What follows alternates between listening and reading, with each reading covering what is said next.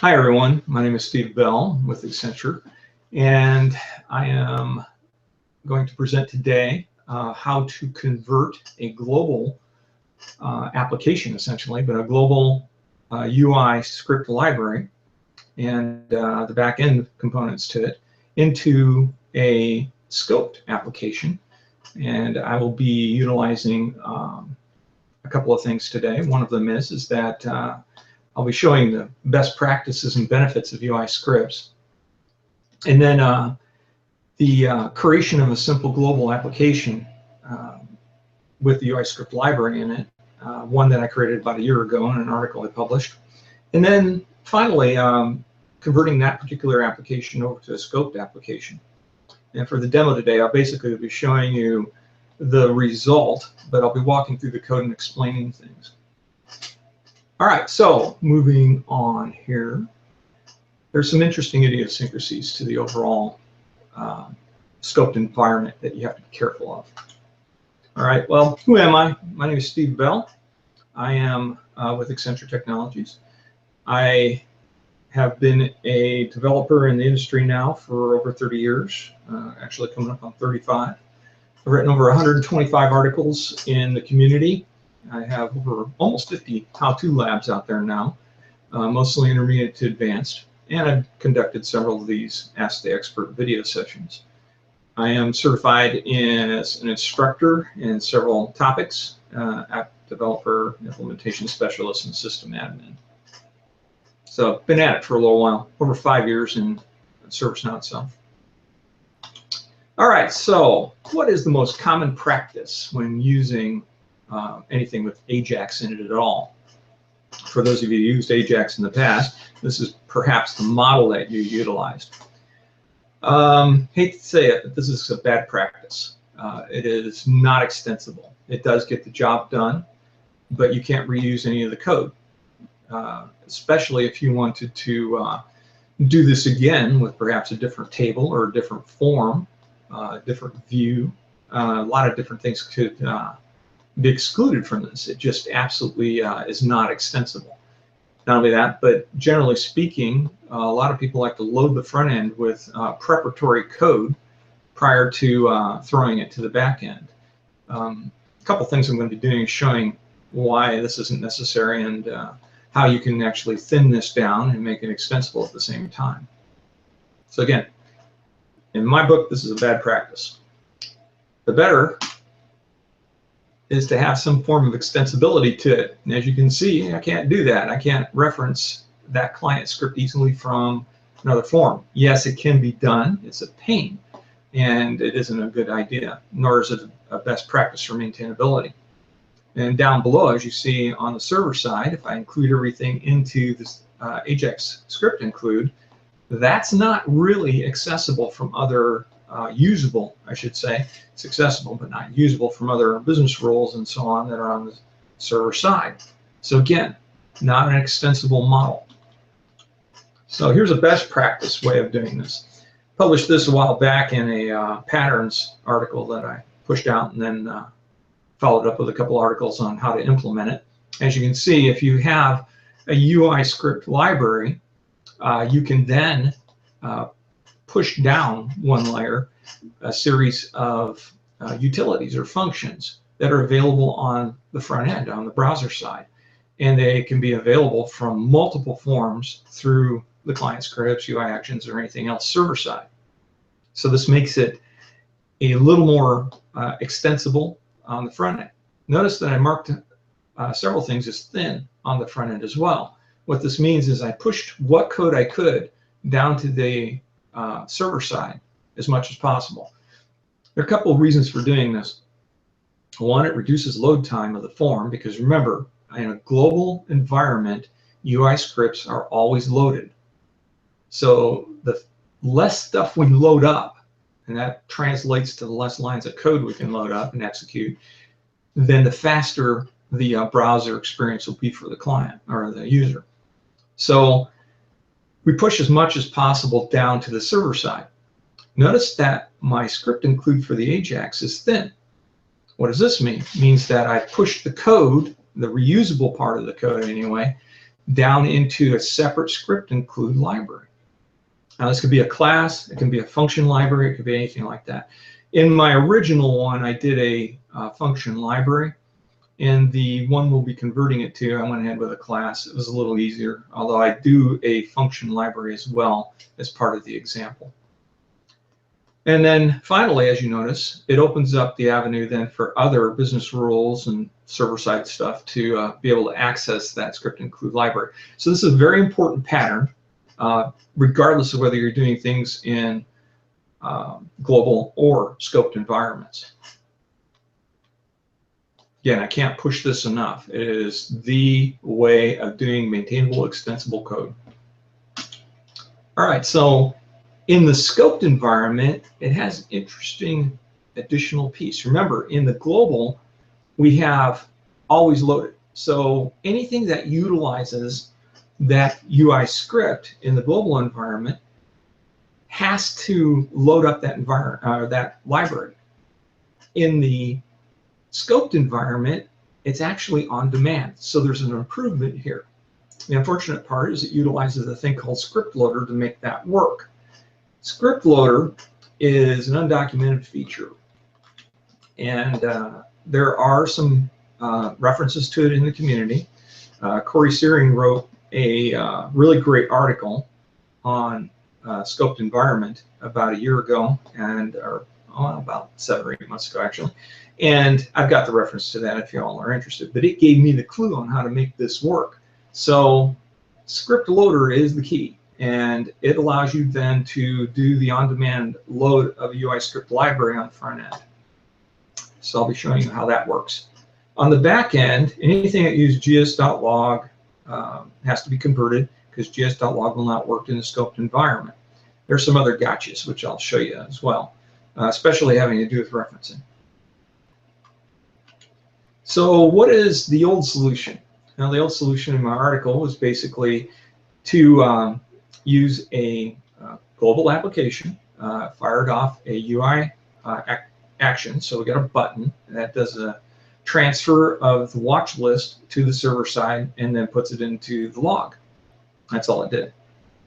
So nothing very fancy, but we're going to be wrapping this up as a JSON object and then pushing it to the back end where it'll be unwrapper, and then at which point it'll have to be worked with. We're going to go out and get these user IDs and pull back things like name and email, and then print them all off in the log. So starting from the bottom up, we have our design, which is basically we're going to have a script include library. So as you can see, this particular one is very straightforward. It just takes a list, a comma delimited list of IDs, and you'll notice that I can use a glide record with an N and just drop the list into it, and it will pull back all those sysids that are in that list. Then I loop through them, and we're going to build an object, and we're going to push that object down, and then we're going to pop the object and print it off into the log. Now, again, this is just, not very useful in the real world, but it shows some techniques here that you'll find of use in the real world. So one thing I want to point out is what's in red there. JSUtil is not scope friendly. It is not available in the scoped environment. It will fail. It has several package calls in it. It has some things in it that have not been converted for scope environment. Remember, nothing package dot will work inside of a scoped environment. Let me say that again. Nothing package dot will work in a scoped environment. So in other words, anything with package.java, all your Java libraries that you're used to having are not available. You can't use string converts. You can't do anything that you normally have available to you in the global environment. So in reality, the scoped environment is a subset of the JavaScript environment you're used to in the global world. There are some workarounds to that, not very many, unfortunately, at this time. So just a general rule of thumb, watch out for your old libraries like this.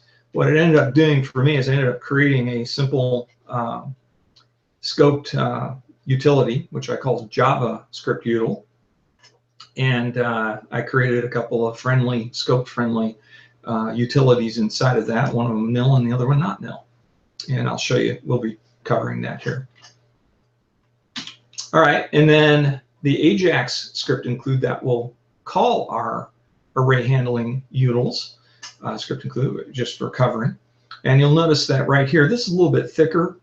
And really in our scoped in application that we'll be creating, I'll be pushing the for loop and the message into the script include and hollowing this out. So it's just a couple of lines.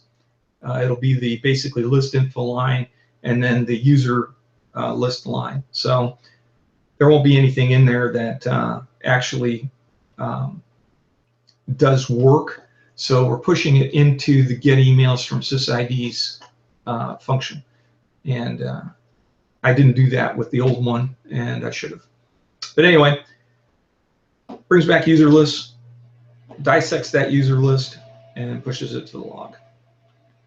I'm going to show you a couple interesting techniques I've come up with in the last few months that I've really latched on to concerning GSinfo, and I think you'll find them of interest as well.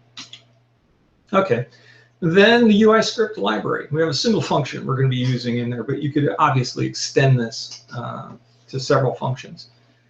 And I just want to make sure that you understand that, you know, here's the paradigm and this is what it's good for. So I have large libraries I've built. All of them are Ajax type libraries, although some of them are front-end utilities for scoped environments, because some things are not available in scope and you're going to run into them. You're going to have to find some ways around them in order to get the functionality you used to have. So in this, by the way, there are really good reasons to go scope. So I'm not trying to make it sound like you don't want to. You do want to. It's got some excellent side effects and benefits to it that beat global. But they will force you to go find alternatives to what you're used to using. All right, so in this particular one, we have a single function called sendList to syslog. This will be firing Ajax, and it will call our, our script include, our Ajax script include on the other side, and pass it in that list. It'll be JSON stringified, and that's all there is to converting this to JSON. Notice interesting little technique on the getXML. You want to run async. You do not want to do getXML wait. Wait does asynchronous, which forces the user to wait until everything's been completed on the back end until before they can continue. In an async call, you're actually sending a fire and forget. You're shooting it across, and in this particular case, we don't care if the user gets a response at all. So we'll send it async, and we'll have a do nothing function as a callback in there. But you want to run things async because it releases the user to continue to go do things themselves. There are very rare occurrences for using a synchronous call. They do have their uses. It is a tool in your toolbox, but most of the time, like 99% of the time, you're going to want to use an async call. Okay, the reason I highlighted the Ajax util servers, this will have to change when we go to scope. Finally, we have our UI action, single line call, and all it's got in it is the call to our UI script function. And we're passing in the watch list and where it came from. So we've got a UI action called transfer watch list. And so that will be where it came from to the back end. That's it on as far as the old application is concerned. And this simply wrote down a list into the system log. So we're going to be converting this over to a scoped application. So let's go to the demo.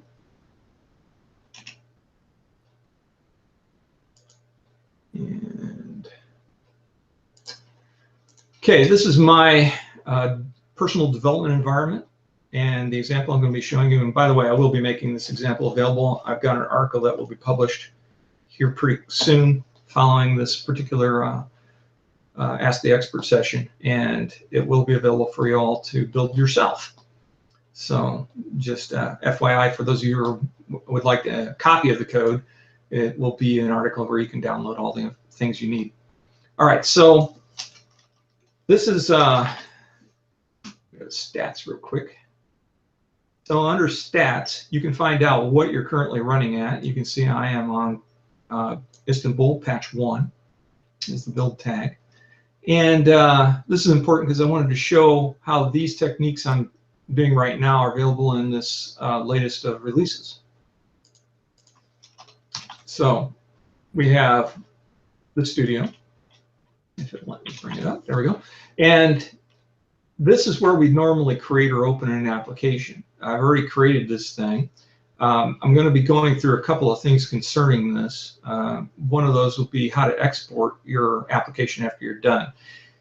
Interesting tip, inside of the personal developer instance, you are not allowed to actually push to any sort of repository in the sense of the what's known as your ServiceNow store. It's not the store out on, you're not allowed to push that either, but you have what's known as a built-in repository behind the scenes, and it is the application store that is used perhaps on a company set of instances so that you can deploy from one instance to other instances using the studio. None of that's available here. You can't run protected, you can't do anything here. So once, if you've built it inside of your developer instance, porting it over to another instance is not going to work exactly the same. Matter of fact, it won't give you access to certain things on it. There's a bunch of different ways of doing this, which I won't be getting into in this particular session, but just suffice it to say, it is possible to move it from your developer instance to another instance and get it to work right. In this particular case, the difficulty stems from the fact that the developer instance is seriously pared back on deployment side. So the only thing we're allowed to deploy to is an update set. Oh, and another thing, you can set up a GitLab repository or GitHub repository. Again, I won't be doing that in this particular session. All right, so I've already created this thing. What I'm going to do is I'm going to walk down the code and then demonstrate the functionality. So let's go into this. I named this application, and the interesting part about it is that inside of the developer instance, again, it's a little bit limited compared to what you might find on your corporate instance. So there's some things happening here. One of them is having to do with, I haven't put in any sort of source control. So if I link, let's say, to my GitLab environment, I could essentially push this out and keep versions of it. So there's some pretty cool things I can do from inside of the developer instance. You also have what's called code search here in the upper right-hand corner. This is to kill for. It's the greatest tool. And it allows you to search all the code in your application for a particular thing that's there. So let's say, I had that string that was in, the loader that I mentioned earlier, the script loader. I can actually search for that in my solution. Have all occurrences of it. I better bring up occurrences of it. And show me wherever I happen to be using it. And then the nice part, I can jump straight to that. So I can just go straight to this. It gives you the first and before and after line, which is good for placement kind of things. It'll show you every occurrence in it. So if I had this multiple places, it would show me. And then I can jump straight to it through the link. I'm not going to do that for the moment because I want to walk through the application top down. But I thought I'd give that quick demo as far as how you can quickly find bits of code inside of your overall application. This is really, really useful when you're building large apps, which I've got several of. And I use this all the time to find code examples when I'm building a new app and I keep forgetting what I did in an old one. I'll go out and search the old one because I happen to know what the particular string is I'm looking for. Okay, so on the search stuff, you can also get at it through up here. So you can do code search up here, but I like the button. All right, so top down, let's go to the UI action. Now this is going to be the button. So let me go show you the button real quick.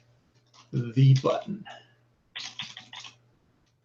Well, that's so slow. It's got to have something to do with the video side. I'll just open up a single application here. It's not got any that I was working recently here. Yeah, that one top one will do fine. Come in. It's taking its time. Good. All right, so we have a transfer watch list. I had to add the watch list field because it didn't exist on my form. So, you know, some customers have wanted this, so I'll go ahead and activate it from time to time, depending on what customer is needing it. And here I can do things like Beth, Anglin. I can add some people who are going to be on the watch list. So anytime this thing changes, they'll get a notification that something changed. Let's get old Fred Luddy in there too. And Jack Bryan, I think, is in here too. Yeah. And I'll save it down. So now we got a incident with watch list. When hit transfer watch list, this should print it off inside of the system log. And we'll go take a look after we walk through the code on this. All right, so here's the button. And as you can see, it's just a form button. I've got it set up so that it shows on insert and update. It is a client UI action. In other words, calls back in client side and executes a client script on itself. This is a client side script here. Now, significant difference. Remember, all we had was this one line before. So what's all this stuff? All right. Remember, scoped applications do not react the same way as the global.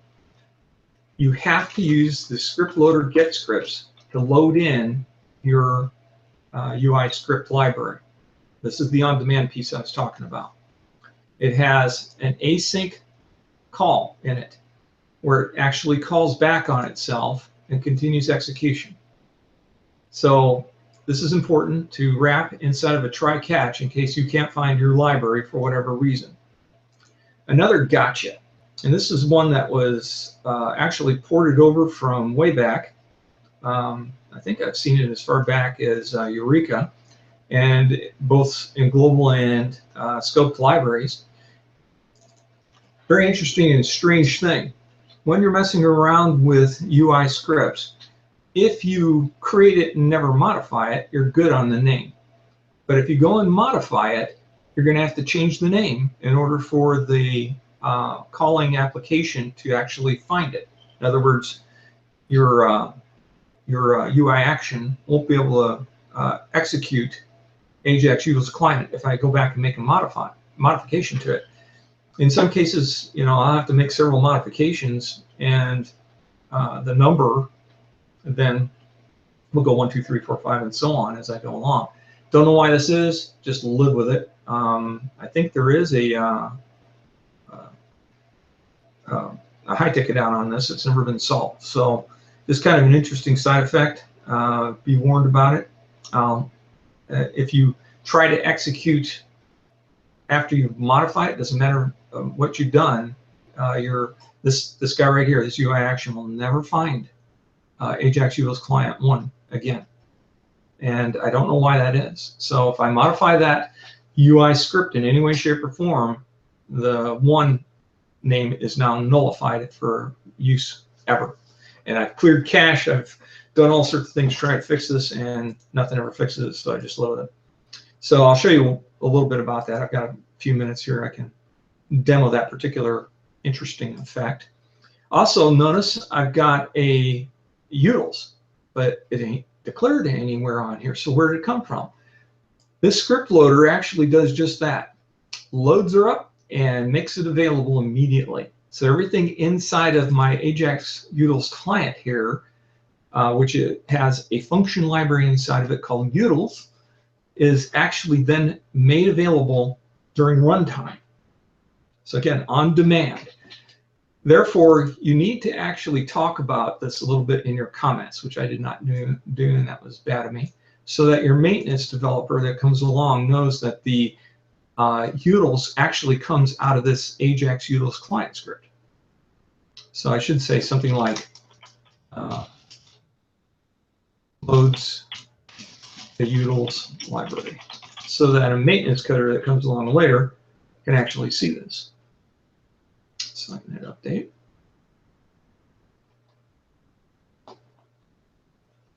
Okay. So next thing, we'll be talking to UI script library. Now notice, UI actions are strange animals. They show up in here under server development, but they're half client, half server. The one we built is a client one, but shows up under the server development side. I agree with this because most of your UI actions will not be client. They'll, on their callback, they'll actually be server side, in which case everything in the script here is server. I have mixed ones. So I've got all sorts of strange stuff I've used. So let's go over here to our scoped UI script library. Okay, notice this is very similar to what you have. Matter of fact, it's 100% the same as what you would have on the global side. The trick here is that you are loading it instead of it always being loaded. Remember, this is an on-demand component of the UI scripts. So this UI script is being loaded, and when it's loaded, then this utils library is now available, just like you'd have in the global side. Interesting side note, notice my reference to my script include down on the Ajax call. So here I'm calling into, even though I'm part of the same project right here, notice that this is the X0462 using Ajax.Ajax utils client 1. That's the name of this library.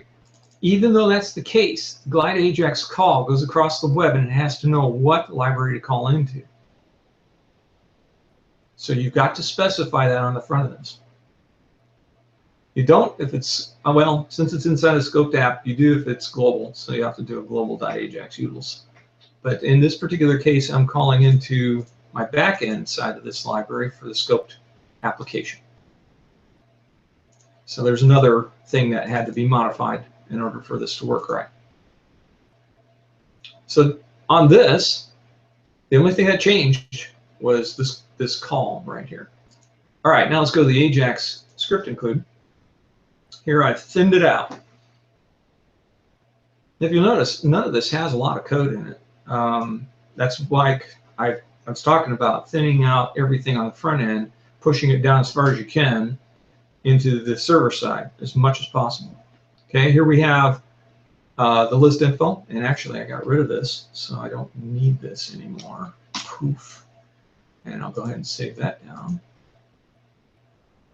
So all I've got is a thing that passes the list from the front end, and that's the JSON list from the front end, and converts it into an object. So we're parsing it, and this then becomes parsed into an object. So I've got a couple of things here. One's that location, and the other one's the list. Go back to that. See right here, I'm pushing list info. Notice what I did. Here's the object I'm pushing down. I'm JSON stringifying this. And by the way, you can do this with an object array. You can do it with a lot of stuff. Watch it on Glide records. They don't like to be messed around with. And I've got an example, an article out there on how to convert Glide records into JSON and then push them back to the front end if you need to.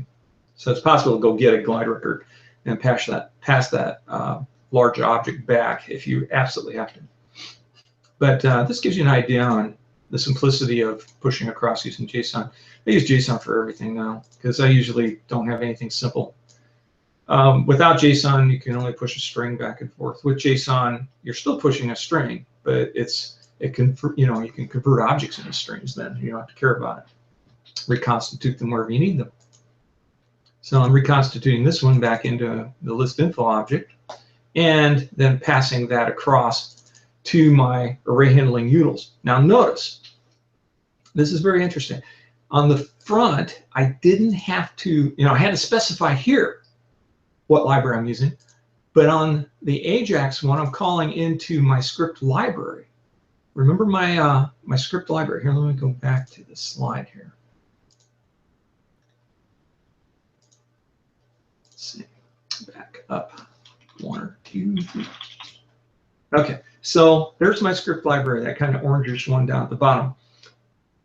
The script Ajax is going to be the script include Ajax is going to be thin. It's just going to call into it.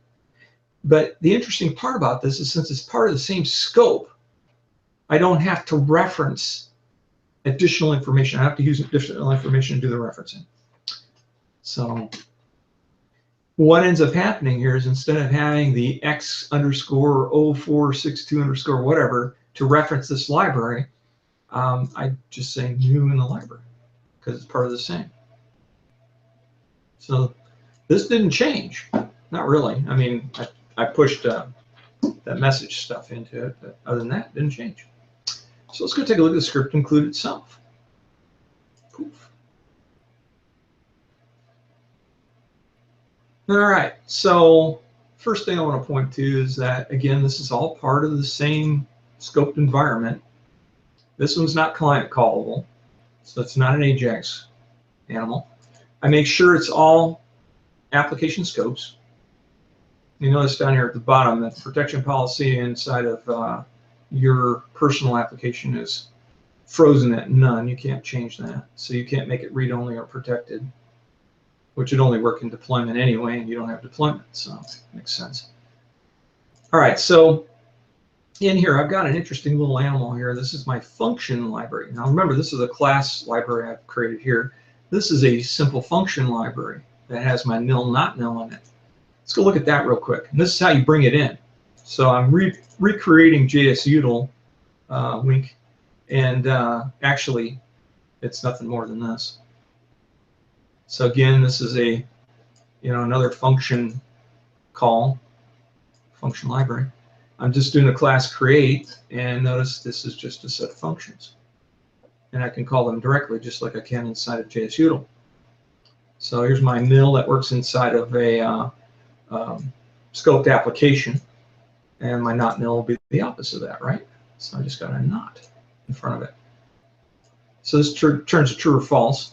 Got an interesting GS error message here, which I will get into here in a moment, and it's got some cool stuff embedded in it. Again, it's a paradigm shift, and I like to demonstrate the real coolness of this. All right, so in the array handling, it's back to our script include library. We pull in that JavaScript utils library. That's all we do to get it. Simple. So now everywhere I do a jsutil.nil, it'll actually do it. Remember, the original JSUtil does not work in anything but global. It will not work in a scoped environment. So what I've done is created an alternate. Again, a workaround.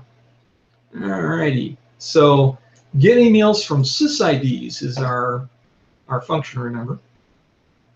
I have a GSInfo here where I'm printing off the length of the sysid list and making sure that the reconstitution actually worked. Now, if you remember, my incident had 3 people in it. So 1, 2, 3 right here. We want to make sure that length that is printed off in the logs shows a 3. So what have I done here? Well, in GSInfo, you can do variable substitution. And that's what these 0, 1, and 2 are all about here. They have to be in the squiggly brackets to be substituted. It's a 0 based array, so it starts with the 0th element. So this particular value, the length of my array, will be dropped in here. Then I've got something interesting here. This is a milliseconds time value. Now, why is this important? Simple. Syslog, the system log, cannot display anything more granular than a second. But the system itself fires multiple things per second into the log. when you do an order by date created in the log, then it orders all that stuff up. You may get the ordering of everything that happened in the same second out of order.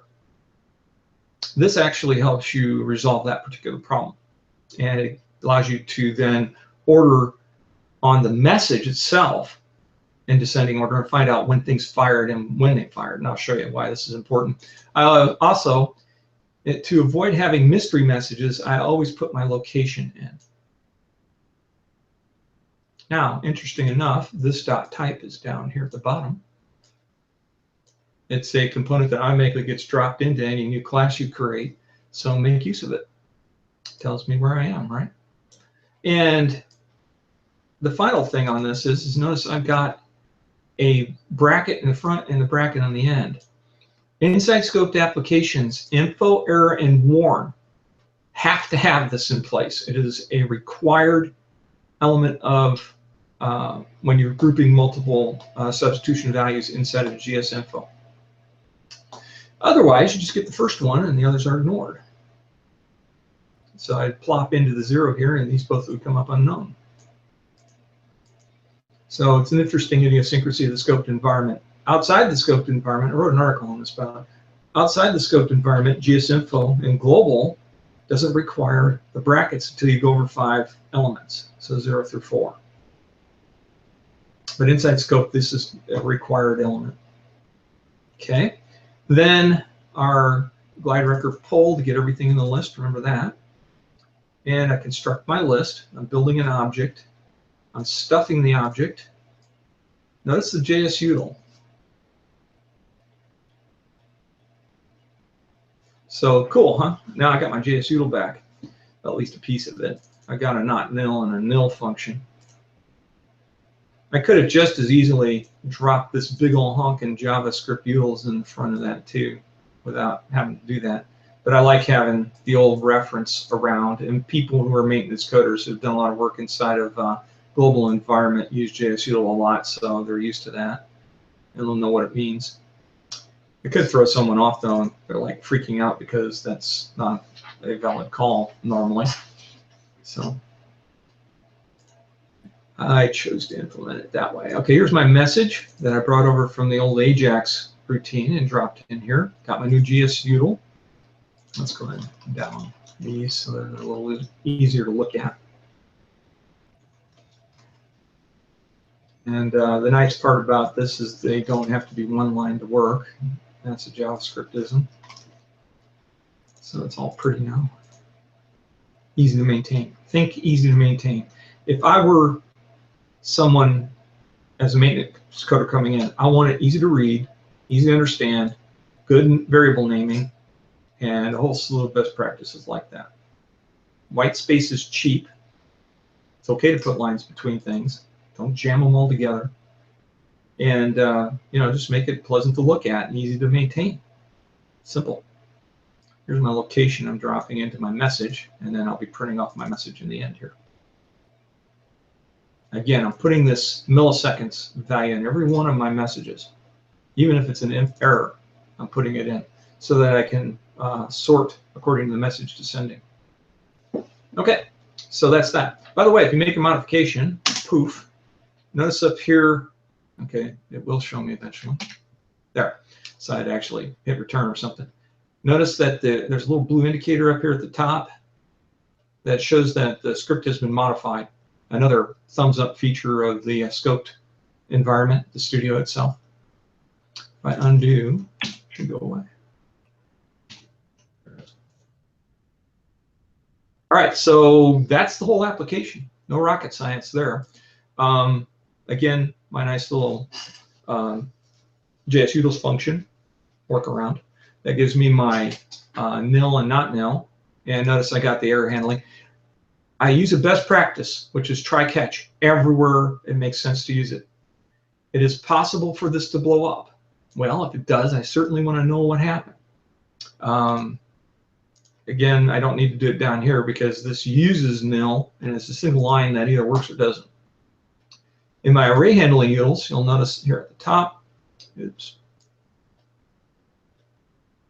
I've got try catch. around everything. If anything detonates, I've got a catch down here with an error message in it.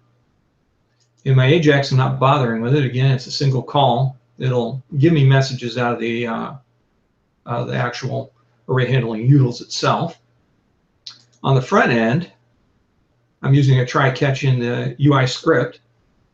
And in this particular case, I'm alerting, which, by the way, is not a good practice necessarily. We could utilize something to show your user something about this. So we could actually do a gs.add, I'm sorry, not gs, it'd be G4.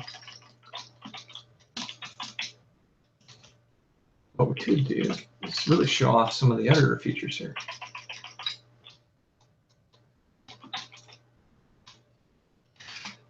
I'm going to leave it alert. I'm going to leave this as an alert for now.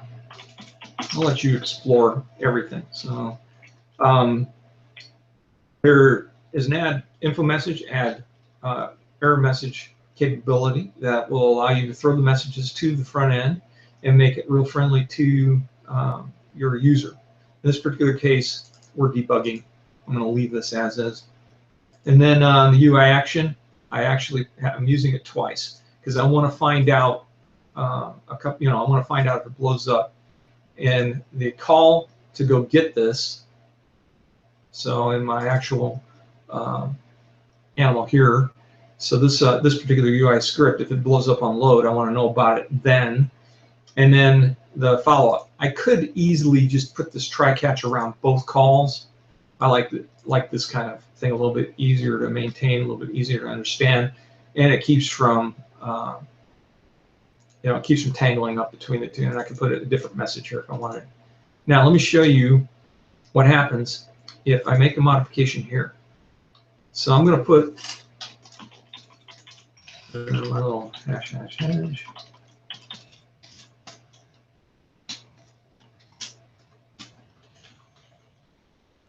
And I'm going to put another alert right here. It's a UI script. You can have alerts in it. Works just fine.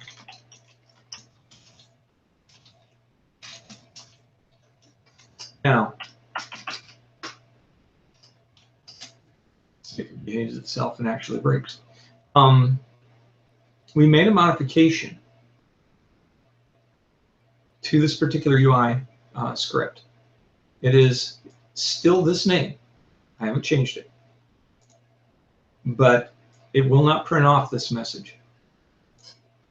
And if I errored, I wouldn't get the nice new front end piece of this.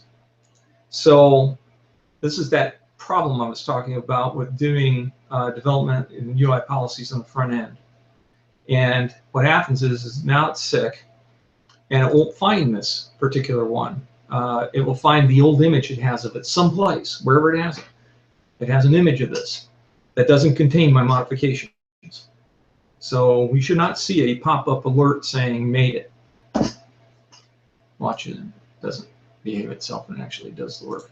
All right, interesting side effect. Everything client side, if you make a modification to it, will not appear unless you reload the form. So let's reload the form.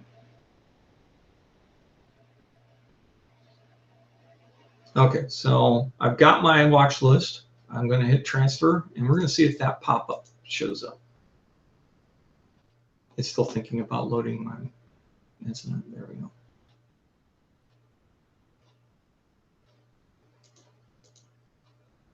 Good.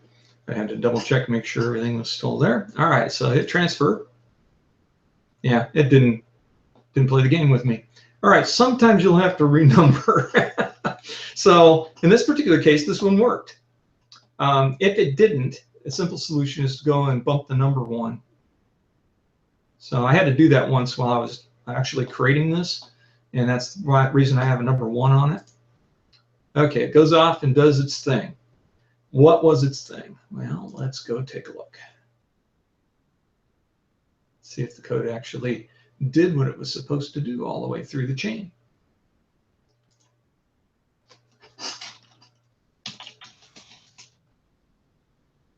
I hate that one. It's still there.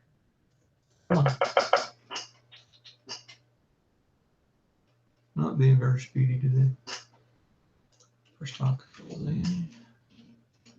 Okay, the second thing is all right. System log.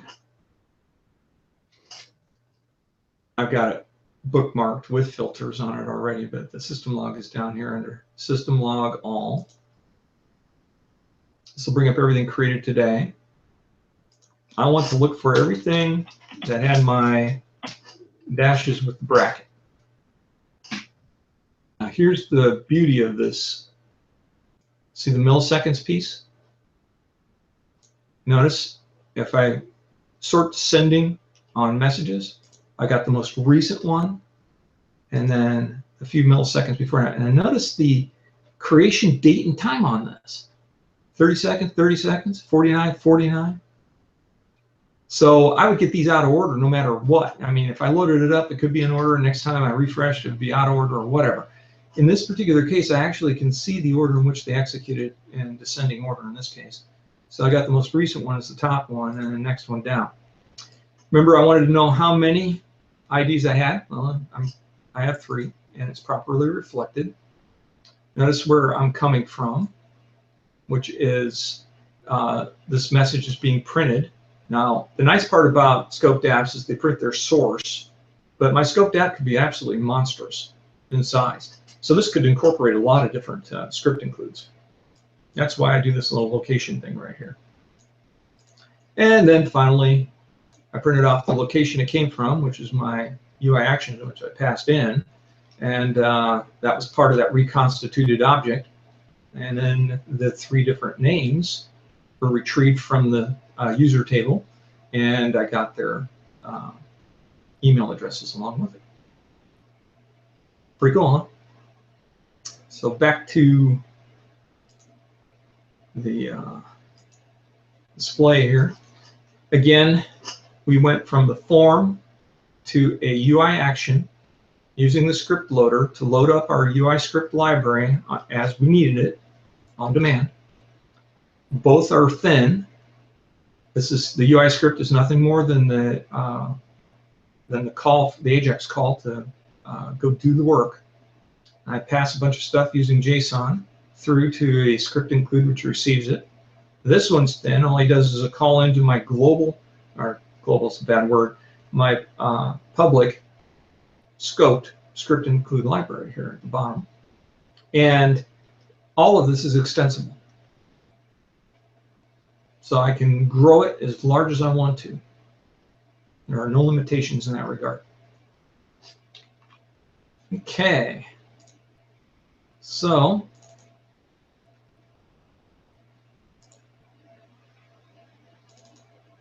it's not going to my, I'll have to walk through these, I guess. All right, so some resources on this out in the community. Community. I'm going to beat that drum big time. So Corey had the secret sauce I needed to be able to load my UI script library, and I found it in this particular article that he wrote. And notice the date's May of last year. So it was very applicable and solved my problem. I also included some links here on the various articles I've written, including my list of articles down at the bottom. And these are labs. The pragmatic patterns is basically just a discussion of the best practice patterns. But the mini labs are both labs you can conduct inside of your developer's environment. By the way, both of those are global, so they're not scoped. This particular one I'll publish will show how to convert that first one to the scoped environment. The second one I'll leave for you all to do. Okay, so do we have any questions? I guess we have about 11 minutes left in the session. I haven't seen any questions posted on the community yet, but maybe we'll have people watch and then post your questions soon after they let it soak all in. Let's just also make sure that we take all those resource links that you had and we put them so that they're clickable on the community. Yeah, I'll be posting out, I'll give you my presentation so that you can post that out as well. That'd be great. All right, well, thank you all. And thank you, Stephen, for for another great episode of an Ask the Expert with you. All right.